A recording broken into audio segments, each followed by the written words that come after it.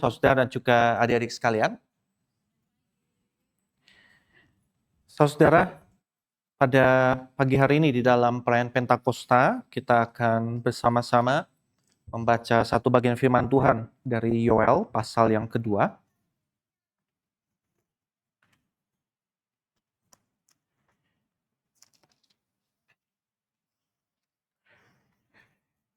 Yoel pasal yang kedua, ayat 28 sampai ayat yang ke-32.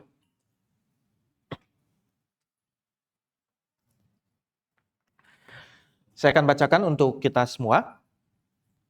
Akan terjadi kemudian bahwa aku akan mencurahkan rohku ke atas semua manusia. Anak-anakmu laki-laki dan perempuan akan bernubuat. Orang-orangmu yang tua akan mendapat mimpi, taruna-tarunamu akan mendapat penglihatan-penglihatan. Juga ke atas hamba-hambamu laki-laki dan perempuan akan kucurahkan rohku pada hari-hari itu. Aku akan mengadakan mukjizat-mukjizat di langit dan di bumi, darah, api, dan gumpalan-gumpalan asap. Matahari akan berubah menjadi gelap gulita, dan bulan menjadi darah sebelum datangnya hari Tuhan yang dahsyat dan mengerikan. Siapa saja yang berseru kepada nama Tuhan akan diselamatkan. Sebab di Gunung Sion dan di Yerusalem akan ada keselamatan. Seperti yang telah difirmankan Tuhan, setiap orang yang dipanggil Tuhan akan termasuk orang-orang yang terluput. Demikianlah firman Tuhan yang tidak bersalah dan yang tidak akan pernah memimpin kita kepada kesalahan. Mari kita berdoa sebelum kita merenungkan firman. Ya Tuhan, kami saat ini rindu bersama-sama merenungkan kebenaran firman. Biarlah kiranya Engkau yang bekerja, teduhkan hati setiap kami. Dan kiranya Allah Roh Kudus bekerja seleluasa di tengah-tengah setiap kami, di dalam setiap kami, juga melalui hamba. Kami menyerahkan waktu pemberitaan firman ini ke dalam tangan. Demi nama Tuhan kami, Tuhan Yesus Kristus, kami berdoa. Amin. Bapak Ibu Saudara, biasanya ketika memperingati Pentakosta, gereja-gereja membaca, mengkhotbahkan, merenungkan dari Kisah Para Rasul pasal yang kedua. Dan saudara, hari ini kita secara unik melihatnya dari kitab Yoel pasal yang kedua. Banyak kali orang-orang Kristen, gereja-gereja Tuhan beranggapan kalau Roh Kudus itu baru ada pada hari Pentakosta. Baru ada di perjanjian baru. Tetapi itu tidak betul, saudaraku. Allah Tritunggal, Bapa, Anak, dan Roh Kudus menyatakan dirinya, memperkenalkan dirinya di dalam sejarah itu, ya sejak dari dalam perjanjian lama, makin jelas, makin terang di dalam perjanjian baru. Jadi secara berangsur, saudara. Berangsur-angsur, makin jelas, makin clear, memperkenalkan dirinya. Dan di dalam Yoel pasal 2 ini, saudara, kita lihat ya satu nubuatan mengenai Pentakosta, mengenai Allah yang mencurahkan rohnya, mencurahkan pribadinya itu kepada semua manusia. Saudara, di dalam merenungkan Yoel pasal 2 ini, saya mengajak kita merenungkan berdasarkan 4 poin, ya, yaitu yang pertama the problem, dan kemudian nanti kita lihat the promise, janji, dan kemudian the peril, dan yang terakhir itu adalah the provision. Ya, untuk menolong kita melihat Yoel secara keseluruhan kitab Yoel ini. Nah, yang pertama the problem. Kenapa kitab Yoel ini ditulis, saudaraku? Ya, Yoel ketika menulis ini tentu tidak ujuk-ujuk. Pasti ada maksudnya, ada tujuannya. Saudara, kitab Yoel ini bagian daripada kitab nabi-nabi. Nah, nabi-nabi itu ada dikategorikan nabi-nabi besar dan kemudian 12 nabi-nabi kecil. Ya, nabi-nabi besar itu Yeremia, Yesaya, Yeskiel. Nabi-nabi kecil 12 dari Hosea sampai Maleakhi, salah satunya Yoel. Nah, besar kecil ini bukan ngomongin badannya, saudara. Ya, tetapi panjang tulisannya. Yesaya itu kali 66 pasal, ya Yeskiel itu ada 40, jadi panjang-panjang tulisannya, itu dikategorikan nabi-nabi besar. Nah, sementara nabi-nabi kecil lebih pendek tulisannya, salah satunya Yoel ini 3 pasal. Nah, saudara, kita waktu membaca kitab Yoel ini, pasal yang pertama, di sana dia menceritakan hukuman Tuhan yang datang dalam bentuk serbuan pasukan belalang. Kita lihat di dalam ayat keempat, pasal 1.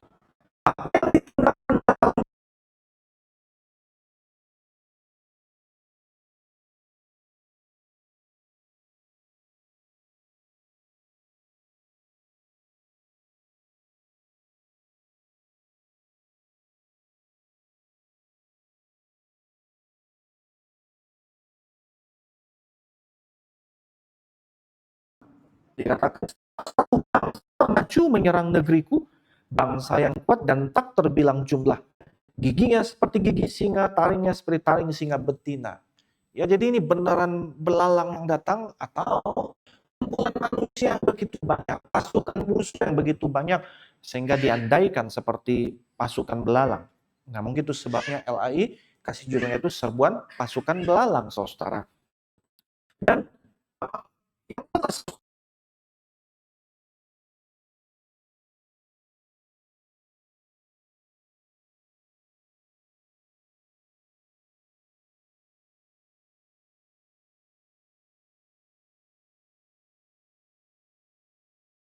dunia agraris yang sangat menggantungkan penghidupan atas hasil ladang dan padang, yang terjadi adalah kerusakan.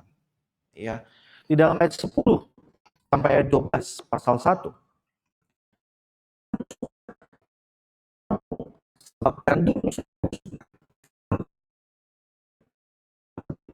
Malulah petani-petani, merekaplah penggarap kebun anggur, panen ladang. Kering, pohon ara sudah layu, atau segala pohon di padang sudah kering. Memudar dari anak-anak manusia. Nah, sedemikian mengerikan serbuan pasukan belalang ini, saudara, dan tanda kutip, sampai habis semua ladang dan padang. Tapi oke lah ya kalau petani mengalami masalah. Ya, lebih jauh lagi sampai digambarkan di sini, ya, begitu hancur, begitu rusak sampai pemabuk. Itu pun sampai komplain, harus sedih, saudara. Ya, di dalam ayat kelima. Bangunlah hai pemabuk dan menangislah. Merataplah hai semua peminum anggur karena anggur baru, sebab anggur itu sudah dirampas dari mulutmu. Saudara, pemabuk mau bumi goncang-gancing, politik naik turun, raja ganti gitu ya, nggak peduli. Yang penting bisa mabuk teler. Tetapi di sini saking hancurnya sampai harus menangis, nggak ada lagi yang bisa diminum. Ya, karena serbuan pasukan belalang itu. Tetapi yang paling menyedihkan, karena ladang sudah hancur, padang rusak, ya jadi gersang, bahkan binatang ternak pun habis, dan akibatnya saudara, nggak ada kurban yang bisa dipersembahkan. Ibadah pun berhenti, ibadah pun terganggu. Dalam ayat yang ke-9 pasal 1, kurban sajian, kurban curahan sudah lenyap dari rumah Tuhan. Berkabunglah para imam, pelayan Tuhan. Dan itu semua terjadi karena hukuman dari Tuhan. Ini semua terjadi karena penghakiman dari Tuhan, saudara. Dan semuanya ini disebut oleh Yoel sebagai hari Tuhan. Di dalam pasal 2 ayat yang ke-11, dikatakan di sana, Tuhan memperdengarkan suaranya di depan tentaranya. Sungguh sangat banyak pasukannya, sungguh kuat pelaksana firman-Nya. Betapa dahsyat dan mengerikan hari Tuhan itu. Siapa dapat menahannya? Saudara, di dalam Alkitab ketika bicara tentang hari Tuhan, dalam bahasa Indonesia itu ada 2 sense. Yang pertama hari Tuhan, seperti tadi kalau Bapak Ibu perhatikan, ya Pak Raymond memimpin ibadah ini, dia bilang selamat hari Minggu, selamat hari Tuhan. Ya, the Lord's Day. Jadi hari Tuhan maksudnya adalah hari pertama, hari Minggu. Nah, saudara, di dalam Alkitab kalau kita perhatikan setelah kebangkitan Tuhan Yesus yang terjadi di hari Minggu Paskah itu, murid-murid kemudian secara rutin bertemu pada hari pertama di minggu itu. Ya, dan kita lihat di dalam Alkitab, di kitab Wahyu sudah disebut ya, bahwa Yohanes dia mendapat penglihatan pada hari Tuhan, maksudnya hari Minggu, saudara. Nah, jadi tidak benar kalau dibilang orang Kristen baru mulai ibadah, baru mulai kumpul-kumpul nanti setelah Kaisar Konstantin abad keempat. Itu tidak betul, saudara. Nggak belajar sejarah, nggak belajar Alkitab. Hari Tuhan maksudnya adalah hari Minggu. Sedemikian dahsyat, sedemikian mengguncang pengalaman kebangkitan Kristus itu, sampai-sampai murid dia ngumpul di hari pertama tiap-tiap minggu.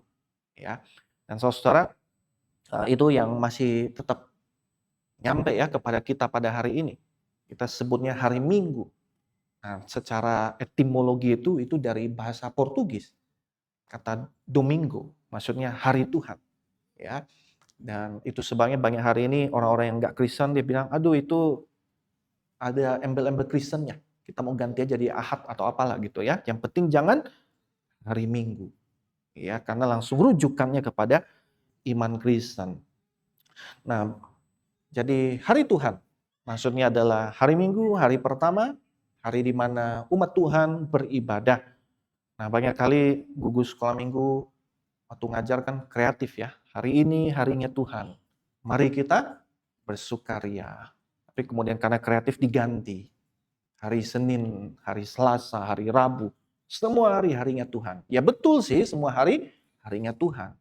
Tetapi menurut Alkitab ketika bicara hari Tuhan, itu ada hari pertama di minggu ya untuk kemudian menyembah Tuhan. Tuhan yang bangkit pada hari Paskah, hari Minggu itu, hari pertama di minggu yang baru itu. Nah, itu sense yang pertama ketika bicara tentang hari Tuhan. Tetapi ada sense yang kedua, saudara, yaitu hari Tuhan, yang pengertian the day of the Lord. Hari penghakiman, hari penghukuman, hari murka Tuhan dicurahkan. Dan itu yang dikatakan oleh Yoel di sini, dikatakan oleh para nabi di dalam semua tulisannya. Saudara, ini hari yang mengerikan. Ini hari yang serem. Karena di saat itu penghakiman Tuhan dicurahkan. Saudara, Anda yang senang musik klasik, ada lagu-lagu requiem, itu biasa dipakai untuk misa arwah. Ya, ada satu lagu Dies Irae. Nah, the day of wrath, hari murka. Kalau Bapak Ibu Saudara nanti pulang bisa search di YouTube ya Dies Irae gitu. Nah, itu ada versi Verdi, ada versi Mozart, menggambarkan hari itu begitu mengerikan. Orang-orang melolong, meratap, berseru-seru, gemetaran karena berhadapan dengan murka Tuhan yang bernyala-nyala itu. Dan di sini saudara, Yoel menggambarkan hari Tuhan itu datang lewat serbuan belalang itu, pasukan belalang itu. Dan di sini Yoel maksudnya bukan untuk menakut-nakutin. Dia mau menyerukan agar orang-orang bertobat, berbalik. Dan ayat yang ke-12 dikatakan, tetapi sekarang juga demikianlah firman Tuhan. Berbaliklah kepadaku dengan segenap hatimu, dengan berpuasa, dengan menangis, dan dengan meratap. Saudara, supaya tidak salah sangka, seakan-akan kita bisa mengemis belas kasihan Tuhan, dengan berpuasa, dengan nangis, dengan teriak-teriak, maka ada lanjutannya dalam ayat 13 pasal 2. Koyakkanlah hatimu, jangan pakaianmu. Berbaliklah kepada Tuhan Allahmu, sebab Ia pengasih dan penyayang, panjang sabar dan berlimpah kasih setia. Koyakkanlah hatimu, jangan pakaian. Pertobatan sejati itu keluar daripada hati, tampak kemudian lewat perilaku, lewat mulut, saudara.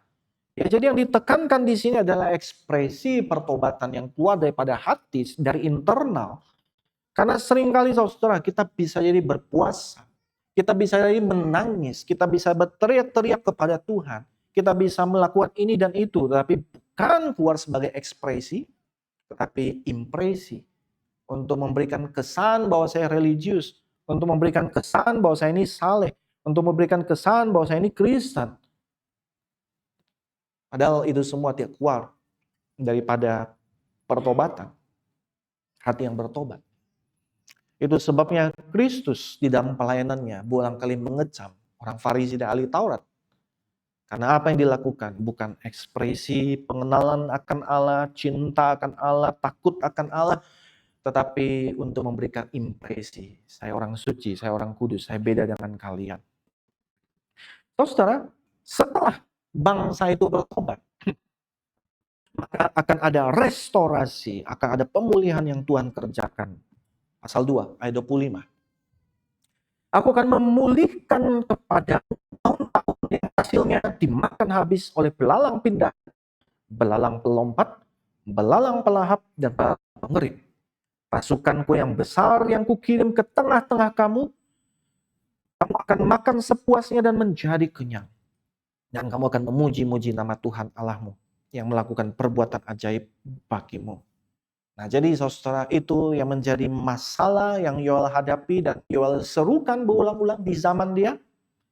Dan di dalam terang itu semua kita memperhatikan perikop kita hari ini, yaitu the promise, ya janji mengenai roh Tuhan yang dicurahkan itu. Saudara, di dalam perjanjian lama biasanya roh Tuhan itu diberikan secara selektif dan secara temporer.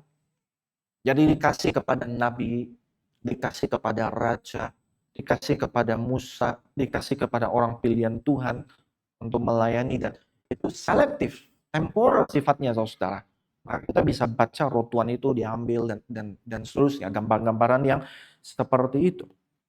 Kalau boleh kita gambarkan di perjanjian lama, ya Roh Kudus diberikan itu seperti tetesan-tetesan air, netes sedikit demi sedikit gitu.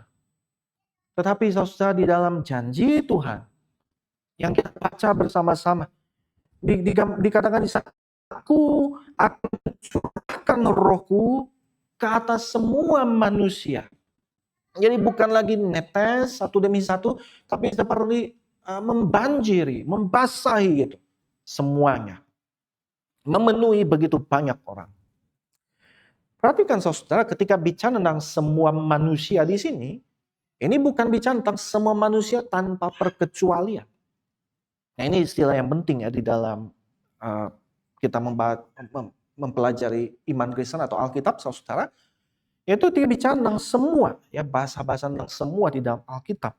Ini bukan semua tanpa perkecualian, bukan all without exception. Mau dia percaya Tuhan atau enggak, pokoknya dapat enggak, saudara. Ditekankan adalah semua tanpa pembedaan. All without distinction. Dan itu yang kita lihat di dalam ayat-ayat setelahnya. Perhatikan pasangan-pasangan kategori yang muncul. Dikatakan anak-anak laki-laki dan perempuan akan dapat curahan Roh Kudus itu. Artinya tidak ada perbedaan gender. Orang-orangmu yang tua dan taruna-tarunamu, youthmu, anak-anak mudamu. Ya, tidak ada kategori usia yang akan beroleh pencurahan Roh Kudus itu. Hamba-hambamu laki-laki dan perempuan. Bahkan tidak ada perbedaan status sosial, status ekonomi. Jadi saudara, kehadiran Roh Kudus itu mendobrak tembok status. Orang tua dipakai Tuhan, anak muda dipakai Tuhan, laki-laki dipakai Tuhan, perempuan dipakai Tuhan, hamba dipakai oleh Tuhan. Semuanya bisa dipakai oleh Tuhan. Jadi waktu Roh Tuhan itu dicurahkan, dikatakan mereka akan penglihatan. Kita nggak bisa menerjemahkan ini ketika Roh Kudus dicurahkan, artinya kita akan dapat pengalaman-pengalaman spektakuler. Yang terjadi di sini adalah Yoel menggambarkan pencurahan Roh Kudus. Ingat, biasanya hanya nabi-nabi yang dapat. Nabi-nabi itu orang-orang yang dekat dengan Tuhan, yang mengalami hadirat Tuhan, berkomunikasi dengan Tuhan, menyampaikan pesan Tuhan. Dan di sini gambarkan orang-orang banyak tadi ya, yang tanpa pembedaan lagi, mengalami Roh Kudus, mengalami hadirat Allah. Ya, semuanya mengenal Allah. Itu sebabnya saudara, waktu di sini Yoel bicara tentang nubuat, mimpi, penglihatan. Dia bukan fokus pada pengalaman rohani yang spektakuler, tidak. Dia mau bilang bahwa ya ini yang biasanya dialamin oleh nabi doang, mengenal Allah, dekat dengan Allah, sekarang semuanya alami gitu. Semuanya mengalaminya. Dan nubuat tidak harus kita terjemahkan meramal masa depan, tidak saudara. Tetapi memperkatakan firman Tuhan, sesuatu yang dari Tuhan. Saudara, Yoel menubuatkan bahwa akan datang satu masa ketika umat Allah sedemikian dipenuhi oleh Roh Kudus sehingga mereka siang malam dipenuhi oleh hadirat Allah. Pikiran dipenuhi oleh Allah, ya mimpi-mimpi Allah gitu. Ya ucapan-ucapannya pun Allah dan Allah. Memperkatakan kebesaran Allah. Dan itu yang kita saksikan terjadi pada hari Pentakosta. Ketika Roh Kudus dicurahkan memenuhi para murid-murid, saudara, yang paling utama adalah murid-murid itu jadi berani. Mereka yang tadinya sembunyi, takut, tapi kemudian jadi berani.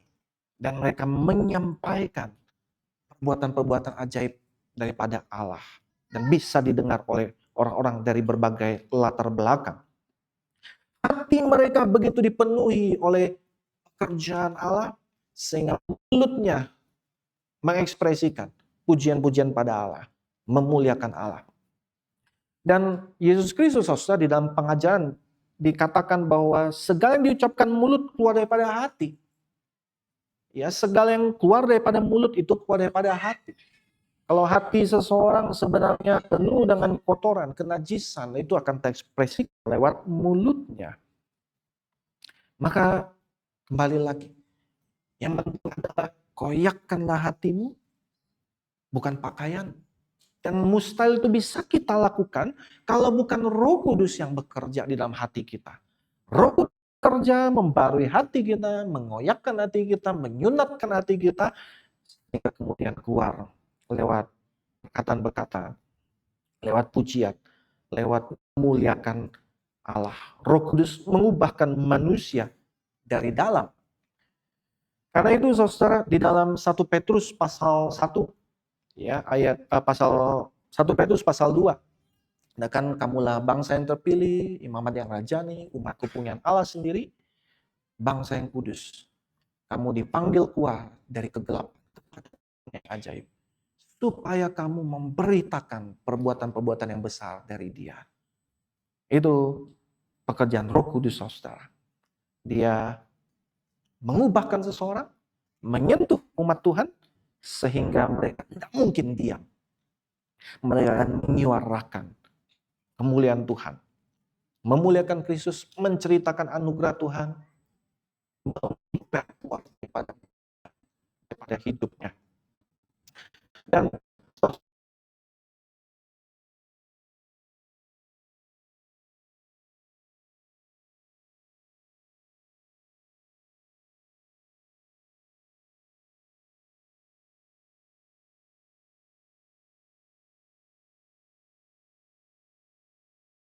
orang-orang tua dan orang muda, hamba-hamba laki-laki dan perempuan, Tuhan rindu semua umatnya dipenuhi oleh hadiratnya, oleh rohnya, ya, sehingga hidup diubahkan dan hidup memuliakan namanya. Dan saudara, Yoel tidak berhenti sampai di sana. Sekarang masalah berikut yang muncul ada the peril. Ada hari Tuhan yang lain yang akan datang.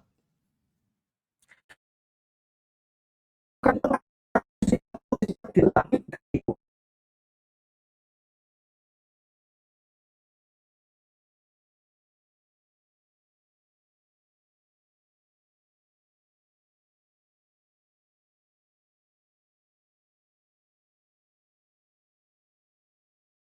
Pasukan belalang itu hari Tuhan. Tetapi sekarang hari Tuhan.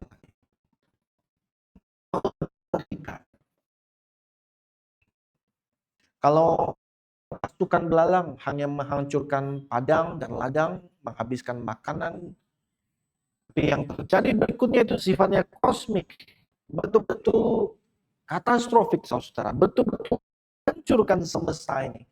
Ya, gelap gulita, bulan menjadi darah. Betul sifatnya. Kalau hanya sekedar pasukan belalang, mungkin gemetar sedikit lah ya. Tapi ini betul-betul sampai speechless mungkin.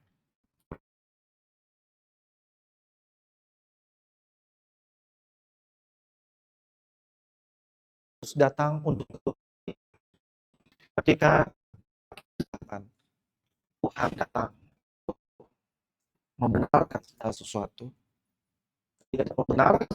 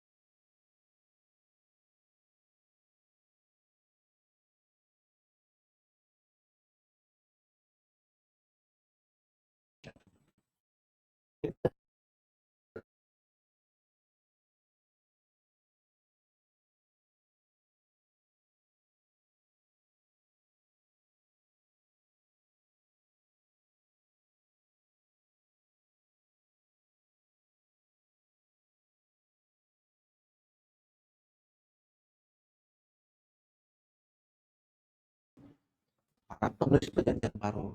Ya, perhatikan itu Tuhan huruf besar semua, Yahweh. Tetapi perjanjian baru penulis-penulisnya dipisah para rasul, ya, sudah digenapi. Ya, Tuhan Yahweh Kristus, Yesus Kristus. Tidak ada nama lain yang olehnya kita dapat diselamatkan selain di dalam nama Yesus Kristus. Di dalam Roma pasal yang ke-10, Paulus juga mengutip ini dan dia bilang, barang siapa berseru kepada nama Tuhan akan diselamatkan. Tuhan di dalam perjanjian lama Yahweh. Tapi di sini dia bilang berseru kepada nama Yesus Kristus. Nah, itu satu indikasi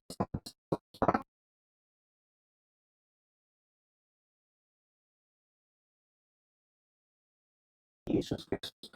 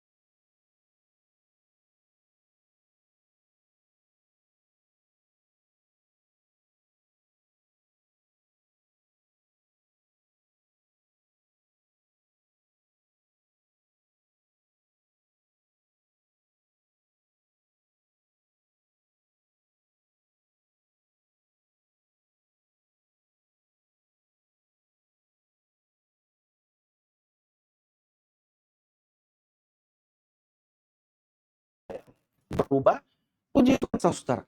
Itu bukan bergantung kepada kuasa kita, bukan bergantung kita, bukan bergantung kepada kefasihan kita. Pada akhirnya kita lihat di sana. Siapa saja yang berseru kepada nama Tuhan akan diselamatkan.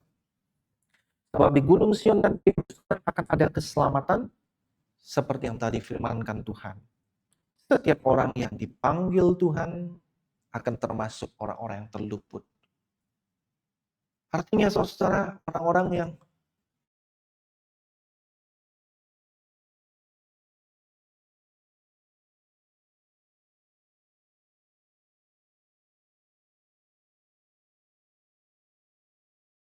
oleh Tuhan. Orang yang dipanggil ucapan-ucapan mengenai karya Tuhan dan mereka berseru kepada ini satu penghiburan bagi kita bahwa kalaupun saya berespon itu karena Tuhan yang memanggil, Tuhan yang telah bekerja terlebih dahulu sehingga saya boleh merespon. Iya, saya orang berdosa, saya butuh Kristus sebagai juru selamat saya. Tuhan yang memanggil saya. Dan itu memberikan kepada kita satu, saudara, yang mau kita menyampaikan firman Tuhan kepada keluarga kita, kerabat kita, anak-anak kita, sahabat kita, handai taulan kita, pasti milik Tuhan, orang-orang yang dipanggil oleh Tuhan akan berespons. Itu insentif bagi kita. Ya, kalau orang belum berubah, bertobat, merespons, saya nggak bisa bilang juga ini belum dipanggil Tuhan, enggak ya. Bukan milik Tuhan, saya nggak berhak mencap begitu juga. Tapi yang jelas adalah bagian saya hanyalah menyerukan, menyuarakan. Orang-orang yang dipanggil Tuhan itu pasti kemudian akan berespons. Dia akan berlutut, dia akan berseru kepada nama yang menyelamatkan itu. Saudara, kitab Yoel dimulai dengan kegersangan. Tanah kering, panen hancur, ladang rusak, padang tidak menghasilkan. Tapi di balik semuanya itu masalah utama adalah hati manusia yang jauh daripada Tuhan. Saudara, hari ini bisa jadi dunia tempat kita tinggal, masalahnya bukanlah gagal panen, kurang makanan. Kita berlimpah makanan. Tapi saya percaya dunia saat ini tetap mengalami kegersangan, kekeringan secara spiritual. Hati yang jauh dari Tuhan. Saudara, kita bisa teknologi yang berkembang pesat. Tapi manusia restless, gelisah. Kita dibanjiri dengan informasi yang melimpah. Banyak buku-buku baru. Tetapi saudara, manusia makin kehilangan dan kekurangan hikmat. Dan hikmat adalah takut akan Tuhan. Kita makin terhubung secara digital, tetapi makin banyak orang juga yang kesepian.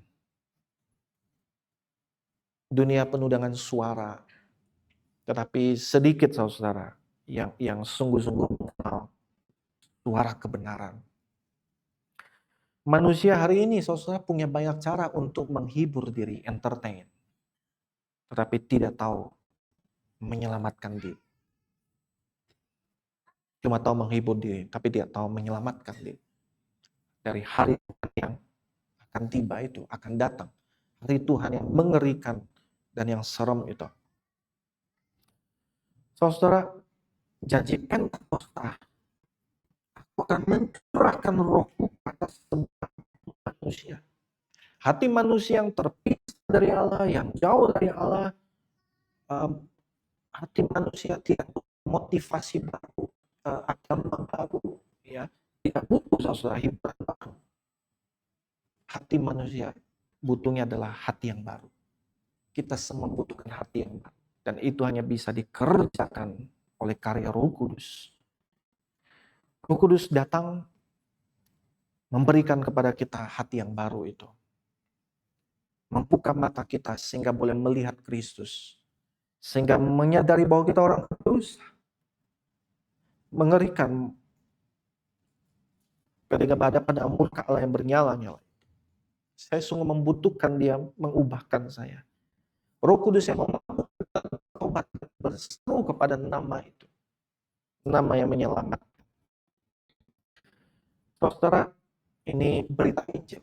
Siapa yang datang kepada Yesus Kristus, siapa yang berseru kepadanya tidak akan ditolak. Di dalam Roma pasal 10, Paulus dia bertanya rentetan retoris. Ya. Bagaimana orang bisa berseru kepada nama itu kalau mereka tidak percaya kepada dia? Bagaimana mereka bisa percaya kepada dia kalau tidak ada yang memberitakan tentang dia? Bagaimana mereka bisa memberitakan kalau mereka tidak ada yang diutus? Di sini kita lihat kenapa Roh Kudus dicurahkan. Roh Kudus diberikan untuk memperlengkapi gereja Tuhan. Kita memberitakan nama yang ajaib itu. Memberitakan baik itu. Kalau murid Tuhan jadi berani, yang tadi itu ngomong, nggak peduli lagi ya, kenyataan pokok suara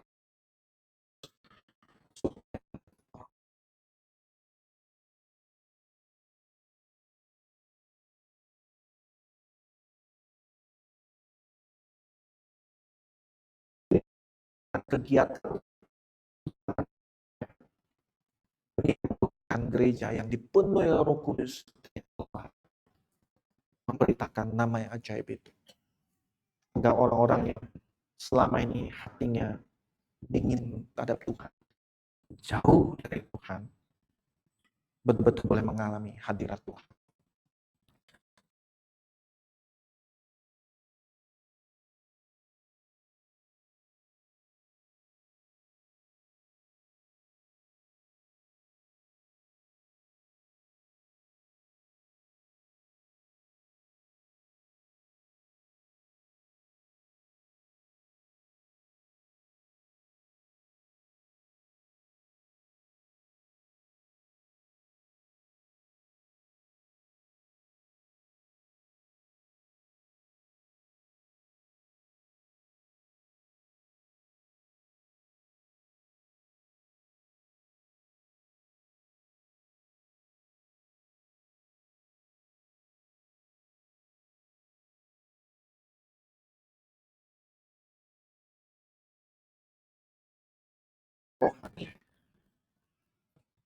Tetapi Engkau memberikannya agar kami dipelengkapi,